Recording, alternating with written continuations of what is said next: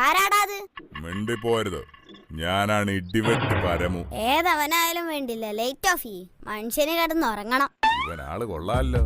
ഒരു കള്ളനെ കിടപ്പുമുറിയിൽ നേരിട്ട് കണ്ടിട്ടും ഒരു കൂസലുമില്ലല്ലോ. അങ്ങനെ വിട്ടാ പറ്റില്ല. ഏയ് ഹലോ, എഴുന്നേൽക്കടാ ചക്ക. ഇത് വലിയ ശല്യമായല്ലോ.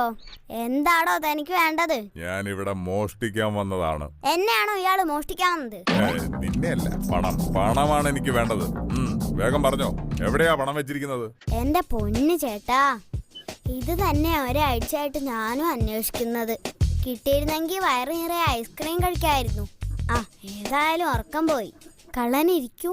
ഇരിക്കാനൊന്നും നേരമില്ല, എനിക്ക് എന്റെ ജോലി നോക്കണം.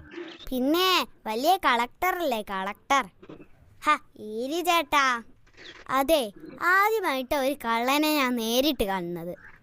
അപ്പൊ പിന്നെ പരിചയപ്പെടാതെ പോകുന്നത് ശരിയല്ലല്ലോ.